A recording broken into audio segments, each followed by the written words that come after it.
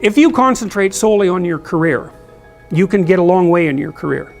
And I would say that that's a strategy that a minority of men preferentially do. That's all they do. They work like 70, 80 hours a week. They go flat out on their career. They're staking everything on the small probability of exceptional status in a narrow domain. But it's hard on them. They don't have a life. It's very difficult for them to have a family. They don't know how to take any leisure activity, like they get very one-dimensional. Now, it may be that unidimensionality is the price you have to pay to be exceptional at one thing, right? Because if you're going to be something like a genius level mathematician, and you want to do that or a scientist, say, it's like you're in your lab all the time, you're working 70 hours a week or 80 hours a week, you're smart, you're dedicated, you're unidimensional, and that's how you get to beat all the other people who are doing that. It's the only way. But the problem is you don't get a life. Now, if you love being a scientist and you have that kind of focus of mind, well, first of all, you're a rare person, and second, you're going to pay for it. But fine, more power to you. But it's a risky business to do that. You sacrifice a lot for it. And I would say most often, if you're speaking about having a healthy life, that isn't what you do. You spread yourself out more. So, you have a family, you have some things that you do outside of work that are meaningful to you and useful. You have a network of friends. Those 3 things alone, or 4 things alone, are plenty to keep you well oriented. And then if one of those things collapses, everything doesn't go. Now, the price you pay for that is the more you strive to optimize that balance, the less likely you are to be fantastically successful at any single one of them. But you might have a very, if you consider your life as a whole, that might be a winning strategy. One of the things Carl Jung said, I really liked this. He thought that men went after perfection and women went after wholeness. So they're different value, they're different, there's something different at the top of the value hierarchy. So perfection would be stake it all on one thing and look for radical success. Not that all men do that, because they don't, but we're talking about extremes, at least with regards to the men that do that. The wholeness idea is more like, well, I want one thing in my life to be 150%, or I want 5 things in my life to be 80%. Well, there's a lot more richness in a life where you have 5 things operating at 80%, but you're not operating at any of them at 150%. I would say what we mean by soul is something like animating spirit.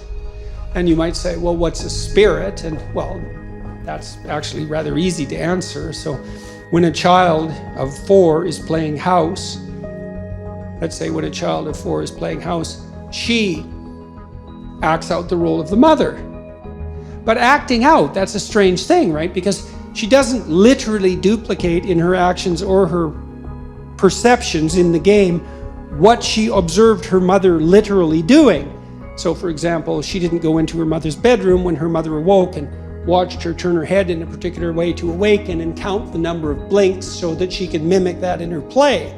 And you think that's absurd, but it's not absurd if it's just mimicry.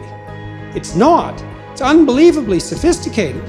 So what the girl does is she watches her mother manifest maternal behavior across a vast array of instances, and she integrates that with the image of the mother she's received from all the books she's been read and all the little movies she's watched, the Disney movies and so forth, and she abstracts out the animating principle of the maternal, and then she embodies that in play, and usually with a little boy, and that's practice for what's going to come later. It's unbelievably sophisticated, and she's embodying a spirit, and the spirit there is the abstraction of the central animating principle from multiple embodiments of its manifestation. And if you think children can't do that, well, then you don't know anything about children, because they do that all the time in their pretend play, which is a necessary precursor to healthy psychological development. And so part of what we refer to as the soul is the presence of that spirit, or maybe even the capacity of embodying such spirits. And it's very difficult to know how deep that goes. I had a vision at one point of all the men in my life who've been particularly influential in a benevolent way, and you think, well, just the mere notion of idea that there could be a benevolent way that would unite the acts of benevolence across a series of men. That's all comprehensible to you. You take that as a matter of course when you say that there are such things as good men, and you can identify them, right? Something stable about whatever is good across multiple manifestations of incarnation, let's say. And I saw that transform into the Father person of the Trinity as the embodiment of that benevolent spirit. Now, I don't have any idea what that means metaphysically, because who does? But that spirit manifesting itself within is certainly part of what we refer to when we talk about the soul, and you can see that shine through people. I mean, it's part of what gives someone charisma. It's part of what elicits the instinct to imitate in you. You know, when you see that even in simple things, when you see a remarkable athlete do something incredibly athletic to put the soccer ball, the football ball through the net, to score the goal, and everybody leaps to their feet in celebration of that, well, that's a celebration of the divine capacity to hit the target dead on, and it grips you at such a low level, way down inside your soul, that you're compelled to your feet to cheer, and you don't even know what you're doing, but you enjoy it, that's for sure, and that enjoyment is also a sign of the depth and utility of that response. You see this in all the things that people do that are, so-called popular entertainment. It's unbelievably sophisticated. The soul is participating in that in the fullest extent. And, you can say, well, there's no necessary use for the religious terminology. It's like, well, until you come up with a better word, there's plenty of use for it, because it's a very complex and deep phenomena. And to, just cast it into the realm of superstition in some casual manner it's just not helpful. Not in any possible. It's not helpful scientifically. It's not helpful ethically. It's not helpful existentially. Try treating someone for a while as if they don't have a soul.